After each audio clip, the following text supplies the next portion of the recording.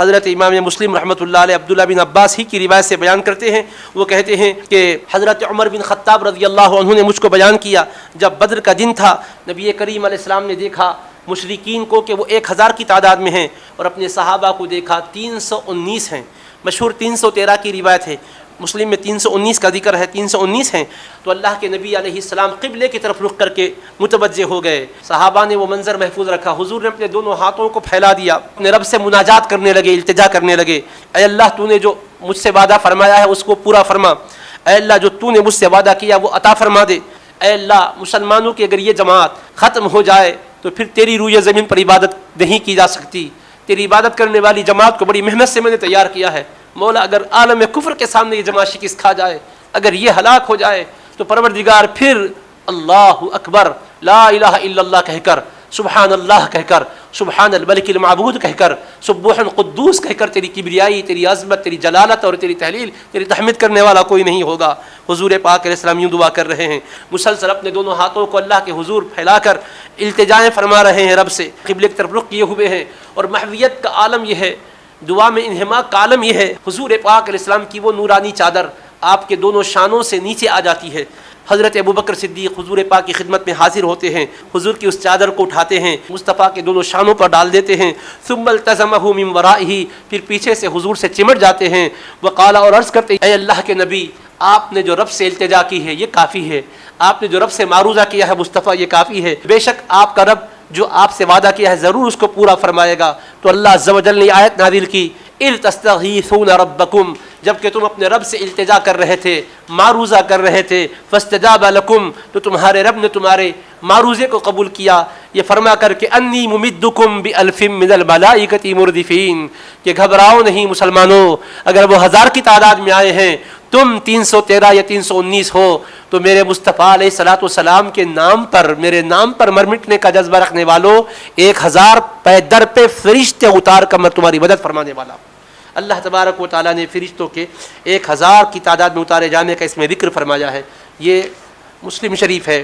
اب بخاری شریف میں دیکھیے کہ اللہ کے حبیب صلی اللہ علیہ وسلم صحابہ کرام کی تسلی کے لیے کیا فرما رہے ہیں، پہلے تو فرمایا 1000 فرشتوں کو اللہ اتارے گا، صحابہ کو ہمت ہو گئی، اطمینان آ گیا، ویسے حضور کی دعاؤں میں یقیناً گہرا اثر، وہ سب کچھ اطمینان کی کیفیت میں تھے، لیکن پھر ادھر سے خبریں آ رہی تھی، قرز بن جابر جو بہت بڑا سرغنہ ہے کفر کا، وہ اور فوج کو لے کر آ رہا ہے، مدد کے لیے اور بڑی تعداد لے کر آ رہا ہے، تو رسول پاک علیہ السلام نے اپنے صحابہ سے فرمایا، اللہ نے اس گفتگو کو قرآن کا حصہ بنایا ہے، کیا رب کی محبت ہے حبیب سے یہ بھی دیکھیں، اور ان کے جانثاروں پر اللہ کی نوازشات کیا ہوتی ہے دیکھیں۔ اذ تقول للمؤمنین الن یکفیکم ان یمدکم ربکم بثلاثۃ آلاف من الملائکۃ منزلین، اے مسلمانوں اس بات کو بھی یاد کرو، تم بیٹھے ہوئے تھے، مصطفیٰ تم سے یہ کہہ رہے تھے کہ اے میرے غلاموں کیا یہ بات تمہارے لیے کافی نہیں ہے کہ تمہارا پروردگار 3000 فرشتوں کو اتار کر تمہاری مدد فرمائے گا۔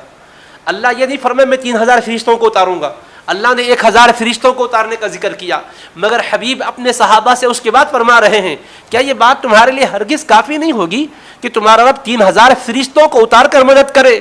تو رب کے حبیب فرما رہے ہیں، رب اس کو قرآن کا حصہ بنا رہا ہے، پیارے آپ فرمائیں تو میں 3000 فرشتوں کو برابر اتاروں گا، آپ کے لبہائے مبارک جنبش کریں میری رحمت کا دریا جوش میں آ ہی جائے گا میرے مصطفیٰ، تو اس کو قرآن کا حصہ بنا دیا۔ حضور جواب لے رہے ہیں کیا تمہارے لیے کافی نہیں ہے کہ 3000 فرشتوں کو اتار کر تمہارا رب مدد کرے؟ بلا کیوں نہیں؟ پھر آگے فرماتے ان تصبروا وتتقوا، اگر تم صبر کرو اور جمے رہو اور خوف خدا دل میں رکھو، پرہیزگاری کی کیفیت کے ساتھ میدان میں اتر پڑو کہ ہماری طاقتوں کی بنیاد پر ہم کامیاب نہیں ہو سکتے، مولا کی مدد کی بنیاد پر کامیاب ہو سکتے، بھروسہ رب کی ذات پر کر کے آگے بڑھو، تو کیا ہوگا؟ آگے فرماتے ہیں وَيَأْتُوكُم مِّن فَوْرِهِمْ هَٰذَا، اور دشمن پورے کے پورے ایک بارگی حملہ کرنے کے لیے تم پر آ پڑیں تو فکر نہ کرنا، يُمْدِدْكُمْ رَبُّكُمْ بِخَمْسَةِ آلَافٍ مِّنَ الْمَلَائِكَةِ مُصَوِّمِينَ، تو تمہارا رب تمہاری مدد کے لیے 5000 نشان زدہ فرشتوں کو اتار دے گا، پہلے 1000 پھر 3000 پھر 5000 فرشتوں کو اتارے گا۔ واقعی آتا ہے کہ امام باندھے ہوئے آئے تھے، خصوصی لباس کے ساتھ آئے تھے، خصوصی شان کے ساتھ آئے تھے، اللہ فرماتا ہے وَمَا جَعَلَهُ اللَّهُ إِلَّا بُشْرَىٰ لَكُمْ وَلِتَطْمَئِنَّ قُلُوبُكُمْ بِهِ، اور یہ جو کچھ بھی ہم نے کیا ہے صرف اس لیے کیا ہے تاکہ تمہیں خوشخبری مل جائے، تاکہ تمہارے دلوں میں اطمینان آ جائے، تاکہ دل تمہارے مطمئن ہو جائیں. ومن نصر الا من عند اللہ العزیز الحکیم. یاد رکھو مدد اللہ کی طرف سے ہے جو غالب حکمت والا ہے.